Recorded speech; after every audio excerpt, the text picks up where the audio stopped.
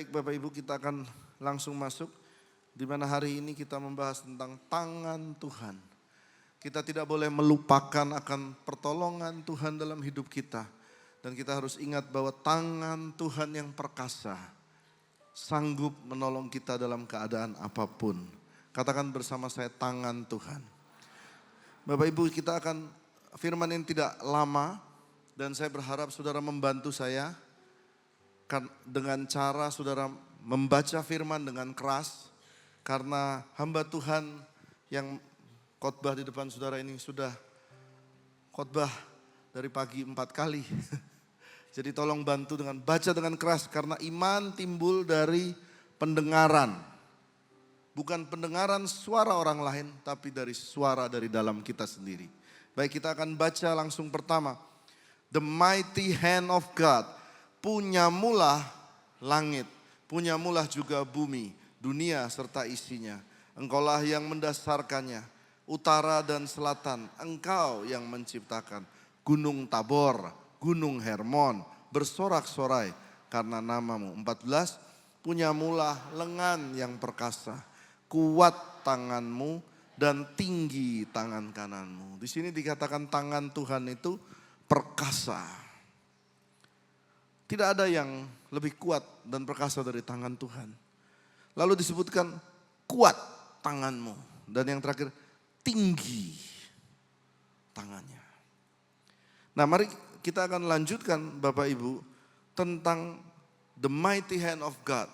Kalau kita membaca berbagai ayat di Alkitab tentang tangan Tuhan, ada beberapa poin yang saya mau saudara bawa pulang. Apa yang terjadi bila tangan Tuhan ini ada di atas kita. Mari yang pertama, kita baca dari Kisah Rasul 11 ayat 21. Dengan keras kita baca 1, 2, 3. Dan tangan Tuhan menyertai mereka. Dan sejumlah besar orang menjadi percaya dan berbalik kepada Tuhan. Yang pertama, kalau ada tangan Tuhan, ada terjadi penambahan atau increase. Katakan bersama saya, increase. Increase itu tambah. Kenapa ada ayat berkata sejumlah besar, tangan Tuhan menyertai mereka dan terjadi sejumlah besar. Jumlah besar artinya angka. Ada angka yang berubah. Bila ada tangan Tuhan di situ, ada angka yang berubah.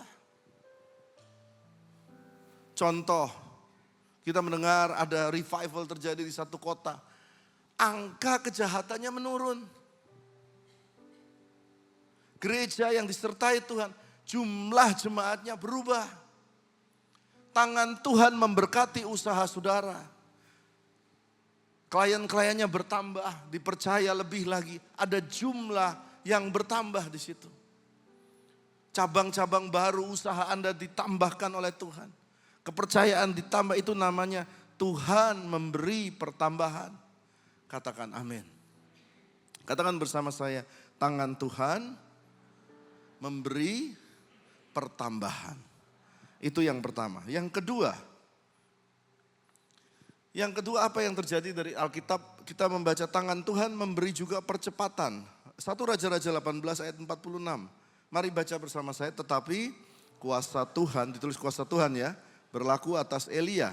Ia mengikat pinggangnya dan berlari mendahului Ahab sampai ke jalan menuju Israel. Tapi dalam bahasa Inggris ditulis, and the hand of the Lord was on Elijah, and he girded up his loins, pinggang, and ran before Ahab to the entrance of Jezreel. Jadi pada waktu itu Elia berdoa minta hujan di sebuah gunung. Lalu datanglah awan sebesar telapak tangan dari laut, datang dengan cepat, dan Elia berteriak kepada Raja Ahab. Raja Ahab, hujan besar akan terjadi. Sudah 3 tahun kering, sekarang hujan sangat besar akan terjadi. Cepat lari pulang. Cepat lari pulang. Dan yang kurang ajarnya, Raja Ahab naik kereta berkuda. Kenapa Elia nggak diajak? Ya Wilson ya, aneh ya. Ya belajar teologi, kenapa nggak diajak? Kurang ajar, ditinggal. Tapi roh Tuhan melihat itu dan tangan Tuhan mendekati Elia. Dan Elia berlari lebih cepat daripada kereta kuda itu. Ini yang disebut Tuhan memberi percepatan. Nah, saya mau cerita. Bulan Mei, waktu Pentakosta tanggal 24 Mei, gereja ada sesuatu yang baru, yakni ada perubahan mixer. Mixer sound system gereja ini baru, ganti dari yang lama. Awal Mei, Pastor Ryan Worship Team berkata, Pak, mixernya sudah tidak bisa kapasitasnya, harus ditambah kapasitasnya. Jadi kita berusaha untuk menjual beberapa barang dari gereja untuk cukup untuk menambah DP, untuk menambah beli mixer. Dan mixernya cukup mahal harganya. Perubahan kabel, semua kabel-kabel saya bilang, lu kok jadi mahal ya? Karena ganti mixer, tambah kabel dan lain-lain ternyata mahal. Tidak hanya itu, pada waktu kita mempersiapkan beli mixer, tiba-tiba ada teman saya, seorang hamba Tuhan, dia berkata, Pak, ini gereja kami, cabang gereja kami ini ada yang mau tutup, ada masalah dengan tempat sewanya. Dan dia paksa untuk gereja JCC ambil. Itulah sebabnya 24 Mei secara ajaib dipaksa Tuhan, mixer baru, LED saudara lihat di kanan, kiri dan kanan saudara yang besar-besar ini dipaksa Tuhan di bulan Mei terjadi. Dan saya sempat komplain sama teman-teman pengerja, aduh kenapa ya Pentakosta keluar biaya begini besar. Sampai operasional gereja kita itu harus bisa dibayarnya, baru selesai bisa dibayar kemarin 4 Juni. Biasanya 30 Mei kita sudah bisa melakukan pembayaran berbagai vendor dan sebagainya. Tapi baru bisa selesai kemarin 4 Juni. Kok mahal ya saya bilang. Nah kemarin hari Sabtu, baru Sabtu pagi saya cerita ke pengerja. Bahwa saudara tahu teman saya cerita, dia bilang, Pak, puji Tuhan kalau Bapak sudah punya mixer baru. Siapa yang tahu bulan Juni dolar 18.000. Semua alat elektronik berubah harga. Beberapa gereja yang pesen alat-alat elektronik dan LED yang baru reschedule karena euronya berubah, dolarnya berubah. Tuhan lebih cepat 1 bulan di gereja JCC. Kita sudah disiapkan dahulu. Sudah duluan 1 bulan, itu yang disebut percepatan. Lebih cepat. Jangan percaya akan orang berkata pas-pasan ya. Tuhan tolong kita pas, mepet. Jangan saudara. Saya mau taruh dalam iman saudara. Tuhan siapkan 1 bulan lebih awal. Katakan amin. Kayaknya relate ya, sering ya mepet ya ditolong Tuhan. Kita berdoa Tuhan memberi lebih awal. Dan itu yang gereja kita alami, lebih awal 1 bulan. Siapa yang tahu dolar jadi begini tinggi? Tuhan sudah pelihara gereja 1 bulan lebih awal. Dan saya percaya biar saudara semua mengalami, saudara yang ada kebutuhan, Tuhan bergerak lebih cepat. Yang mau berikan tepuk tangan buat Tuhan Yesus. Nah, jangan mepet-mepet Tuhan. Katakan amin. Apalagi yang artinya percepatan. Saudara tahukah saudara bahwa sebuah anggur yang mahal itu perlu waktu 32, 33 tahun. Untuk fermentasi anggur dalam botol itu menjadi mahal dengan rasa yang unik dan enak. Pernah satu hari saya diajak teman dan dia berkata, Pak ini beli anggur ini. 1 botol harganya 150 juta. Namanya Petrus Wine. Tahun 1982, Petrus Pomerol Wine. Saudara bisa cek di Google, tahun 1982. Baru enak setelah melewati 1 periode waktu. Tapi anggur di kana itu nggak perlu 32 tahun. Betul nggak saudara? Dipercepat sama Tuhan. Katakan bersama, dipercepat. Kiranya tanganmu, coba katakan ini, kiranya tanganmu ada di atasku. Lakukanlah percepatan Tuhan. Percepatan. Katakan amin. Percepatan orang lain melakukannya 10 tahun. Tangan Tuhan ada di atasmu. Cepat. 3 bulan, 4 bulan. Bukankah Tuhan mengubah hidup orang bisa secepat membalikan telapak tangan? Percepatan. Tangan Tuhan memberi percepatan. Tadi lagu tadi memang gak janjian ya.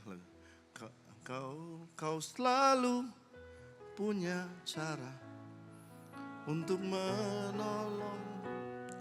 Kau selalu punya jalan. Keajaiban. Kau dahsyat dalam segala perbuatanmu. Dan ku tenang di dalam caramu. Yang pertama tadi apa? Tangan Tuhan memberikan pertambahan. Yang kedua, tangan Tuhan juga memberikan percepatan. Yang ketiga,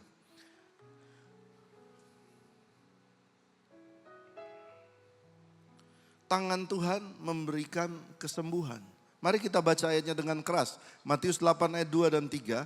Maka datanglah seorang yang sakit kusta kepadanya, lalu sujud menyembah dia dan berkata, Tuhan, jika Tuhan mau, Tuhan dapat mentahirkan aku. Ayat 3 dengan keras, lalu Yesus mengulurkan tangannya. Stop. Nah, saudara temukan di situ. Yesus mengulurkan tangannya. Dan dia berkata, aku mau. Jadilah engkau tahir. Jadi kalau saudara tanya, apakah betul Tuhan mau saya diberkati? Hari ini saudara dapat jawabannya, ya Tuhan mau. Engkau diberkati, engkau ditolong, engkau disembuhkan. Tuhan mau. Itu konfirmasi buat saudara. Katakan amin. Jadi Yesus mengulurkan tangannya, ada kesembuhan. Katakan amin. Nah lalu saya mau lanjutkan tentang tangan Tuhan memberikan kesembuhan. Saya mau cerita ayat ini. Ayat tentang seorang yang dipukuli lalu ditolong oleh orang Samaria. Kita semua sering dengar ayat ini. Tapi mari kita lihat dari sudut yang berbeda. Boleh baca bersama saya Lukas 10 ayat 33. Ini salah di sini. Bukan 13 tapi 33. Lalu datang seorang Samaria yang sedang dalam perjalanan ke tempat itu. Dan ketika ia melihat orang itu, tergeraklah hatinya oleh belas kasihan. Ia pergi kepadanya lalu membalut luka-lukanya sesudah ia menyiraminya dengan minyak dan anggur. Kemudian ia menaikkan orang itu ke atas keledai tunggangannya sendiri. Lalu membawanya ke tempat penginapan dan merawatnya. Minggu yang lalu saya keluar kota dan saya diminta untuk melayani. Dan saya diberikan tema untuk menjawab tentang luka hati. Dan saya malam-malam saya tanya, luka orang yang terluka dan disembuhkan Tuhan di mana ya? Dan malam itu saya dapat mimpi ayat ini. Tapi yang saya lihat unik. Mari kita kasih contoh ilustrasinya. Ya. Silakan teman-teman. Ya, datanglah orang ini berjalan dan dalam perjalanan itu dia bertemu dengan perampok dan penjahat. Ya, ini dia. Memang menjiwai sekali mereka. Ya.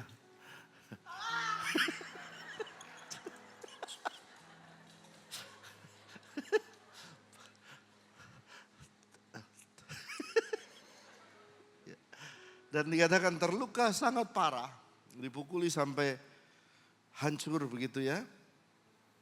Dan lalu boleh bantu bersama saya. Mari kita Darren silakan. Bantu saya kita baca ayatnya. Lalu datanglah seorang Samaria yang sedang dalam perjalanan ke tempat itu. Dan ketika melihat orang itu tergeraklah hatinya oleh belas kasihan. Oke sekarang lihat ininya. Videonya ya. Tergeraklah orang ini oleh belas kasihan dan dia tolong. Oke lalu ayat 34 boleh tolong baca sama-sama supaya kita melihat adegan ini. Ia pergi kepadanya lalu membalut lukanya. Oke silakan dibalut dulu pelan-pelan saudara. Jadi saudara melihat dan saudara ingat. Tadi ibadah 1 bangun, ini ibadah 2, ibadah 4 udah tidur. Udah capek. Saudara ibadah 1 tadi lucu loh. Tadi orangnya saya nggak kasih briefing, mereka kurang baca Alkitab. Jadi jalannya bareng sama perampok. Lucu banget ibadah, tadi saudara lihat videonya ibadah 1. Ya lalu dibalutlah luka-lukanya. Lalu baca bersama sesudah ia menyiraminya dengan minyak dan anggur. Ini perhatikan. Aneh ya, gimana siram dengan minyak lalu siram dengan anggur. Nah, stop. Tapi yang saya lihat dalam mimpi itu enggak kayak gitu. Saya dalam mimpi aneh sekali. Saya juga dari dulu mikir, mana ada orang luka disiram minyak? Ada gak sih?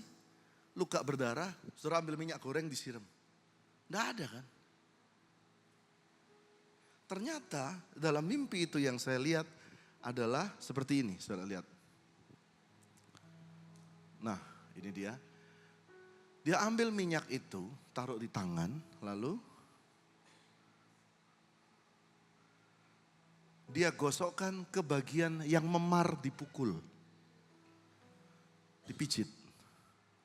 Lalu, ya dipijit, oke biarin aja dia pijit. Nah, saya terbangun waktu melihat ini terbangun, saya langsung buka Google. Kenapa orang memar dikasih minyak dan dipijit? Perhatikan, jawabannya langsung jelas, saudara buka Google. Karena memar itu dipijit dengan minyak membuat kulit ini rileks. Dan yang berikutnya supaya darahnya mengalir lagi. Gampang kan? Semua dokter juga tahu. Apa pesan Tuhan? Saya duduk di pinggir tempat tidur. Dan maksudnya apa? Dan Tuhan bilang, saya mau tanya buat saudara. Siapa di sini yang tidak pernah terluka dalam hidupnya? Semua gak ada yang angkat tangan. Semua pernah terluka ya. Yang kedua adalah saya jujur melayani Tuhan mengembalakan 14 tahun. Saya pernah mengalami dilukai oleh orang juga secara dalam. Dan secara jujur 100% bisa mengampuni. Beberapa ibu-ibu bilang, come on Bapak Ibu, let's be honest. Kita masih ingat kan? Termasuk saya. So enggak saya lupa. Tunggu kalau kamu dikorek di bagian situ. Meledak semua emosinya. Betul enggak? Sampai saya melihat ini. Melihat mimpi ini. Dia pijit. Minyak itu selalu melambangkan Roh Kudus. Katakan Roh Kudus. Waktu dia kasih minyak, dia kasih tangan. Supaya darahmu mengalir. Dia mau kasih tahu begini. Ingatlah Pak yang terluka dan Ibu yang terluka. Hari esok itu masih ada. Kehidupan masih terus mengalir, berjalan terus. Engkau masih punya anak-anak, engkau masih punya suami, engkau masih punya istri. Hari belum tutup, belum berakhir. Keep moving on. Itu maksudnya minyak. Kalau enggak kamu akan lihat memar terus itu. Tiap kali lihat memar terus kamu lihat itu. Dan akhirnya semuanya rusak dalam hidup kita. Anak-anak kita terpengaruh. Rumah tangga, pekerjaan semua terpengaruh. Dia bilang keep moving on. Keep moving on. Masih ada bagian lain dalam hidup. Ayo jalan lagi. Darah biarkan mengalir lagi. Itu artinya minyak itu. Dan yang kedua yang saya lihat aneh. Dia siram dengan anggur. Ya, dia siram dengan anggur dan yang dia siram dengan anggur itu di luka yang terbuka. Luka yang terbuka. Di sini saya mengerti, oh artinya anggur itu ada alkohol. Alkohol itu antibakterial. Bahkan saya kalau nonton film Rambo, saudara pernah nonton film Rambo ya? Atau saudara, oh gak pernah nonton film Rambo? Wah kudus semua di sini. Atau saya pernah nonton John Wick, ada pernah lihat film John Wick? Kalau luka disiram sama alkohol, oh itu artinya. Dan Roh Kudus bilang bukan. Apa? Anggur itu artinya sukacita. Anggur di Kana itu Tuhan tunjukkan banyak sekali, betul kan?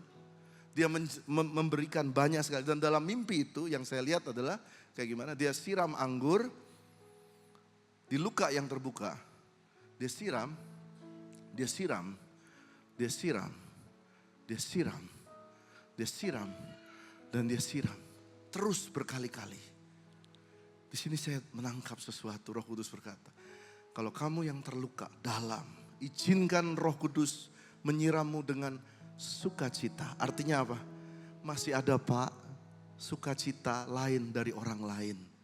Sukacita lain dari keadaan yang lain. Jangan berpikir itu orang itu menyakiti engkau, keadaan itu membuat engkau terluka. Tapi hidup berhenti, masih ada Pak sukacita dan senyuman dan tawa di hari-hari yang lain. Izinkan Tuhan membuat sukacita itu mengubah tangisanmu, kehilanganmu. Izinkan sukacita itu datang berkali-kali. Sampai satu waktu engkau akan berkata seperti yang Yusuf katakan, baru saya mengerti. Tuhan membuat aku lupa dengan sengsaraku. Karena begitu banyak yang sudah Tuhan kasih. Dikeluarkan dari penjara, dikasih nikah sama imam dari Potifera. Sehingga dia menangis dan bilang, aku lupa. Disitulah Tuhan memulihkan luka kita. Berikan tepuk tangan buat Tuhan Yesus. Nah, that is why. Itulah sebabnya. Ini khusus ibadah 4. Ibadah 1, 2, 3 enggak ada. Tadi waktu saya duduk di sini Tuhan berkata, itulah sebabnya dalam kisah ini. Oh, masih pingsan dia. Ya. Dalam kisah ini, luka ini, dengar saudara, tidak bisa disembuhkan oleh imam kepala ibadat yang lewat. Enggak bisa. Pastor saudara tidak bisa menyembuhkan luka saudara. Yang kedua, Imam Lewi lewat, betul kan? Imam Lewi itu WL. Haleluya. WL itu tidak bisa menyembuhkan luka saudara. Hanya orang ketiga yang bisa. Karena dia punya minyak dan anggur. Izinkan dia menyiram saudara dengan minyak dan anggur. Katakan amin. Kita angkat pujian. Oh, belum selesai. Lalu, yuk baca dengan keras. Kemudian, orang itu ke atas keledai tunggangannya. Lalu membawanya ke tempat penginapan dan merawatnya. Nah, karena tidak ada keledai, maka tugas orang Samaria mengangkat orang ini. Dia dari tadi udah nungguin. Ya. Bagian daripada berat. Kasih tepuk tangan.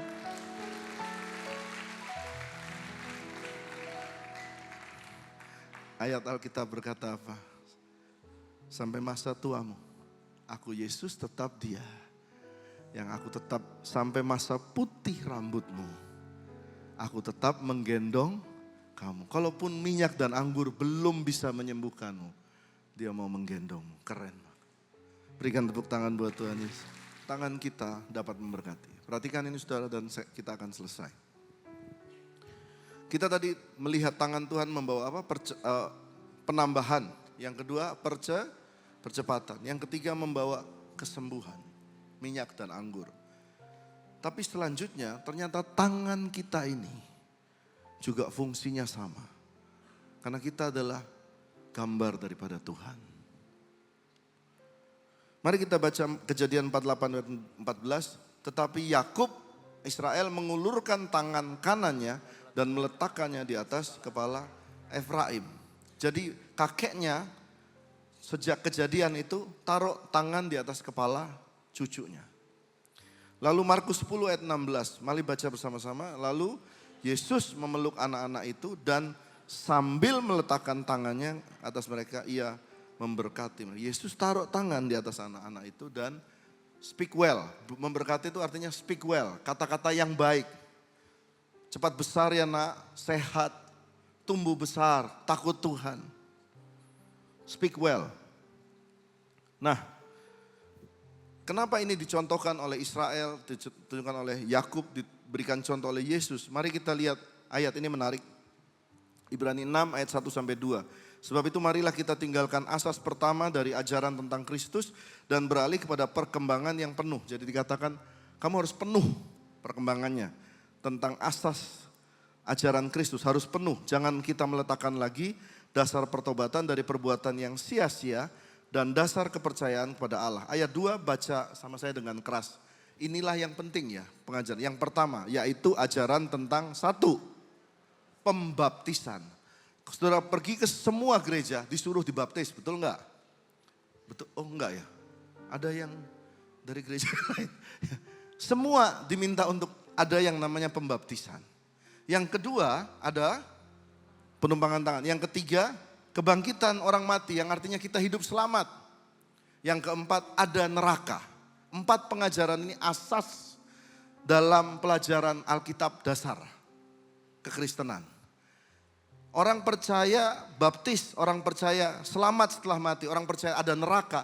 Tapi jarang orang udah mulai meninggalkan penumpangan tangan. Padahal penumpangan tangan itu alkitabiah dan ajaran yang penting. Katakan amin. Tumpangkan tangan kepada anak, suami kepada istri, istri kepada anak-anak. Tumpangkan tangan kepada mereka. Speak well to them. Mana tadi? Oh ya contoh. Tumpangan tangan di atas kepala. Nah ini memberkati. Waktu Musa ganti ke Yosua ada transfer otoritas, penumpangan tangan.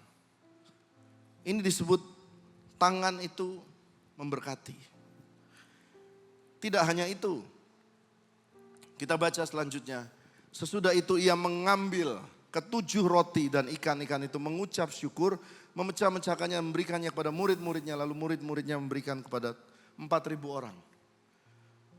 7 roti dan ikan-ikan untuk 4.000 orang. Tapi pertama diambil pakai tangan. Berarti artinya tangan ini bisa dipakai untuk ditumpangkan tangan pada orang. Dan yang kedua, tangan ini bisa untuk memberkati segala rezekimu. Katakan amin. Mulai biasakan, ini alkitabiah, tidak melebih-lebihkan. Saudara kalau mau makan, pegang piringnya. Diberkati dulu dengan tanganmu. Tuhan berkati makanan ini. Katakan amin. Ya, lalu apalagi? Saudara terima gaji, masuk di ATM. Saudara cek, oh puji Tuhan ada gaji. Tumpangkan tangan, Tuhan berkati agar kau memberkati pekerjaanmu. Saudara punya motor untuk sebagai kurir, berkati motormu. Saya ingat, saya tahun 96 saya punya keyboard kecil, sederhana sekali waktu ke Jakarta saya bawa.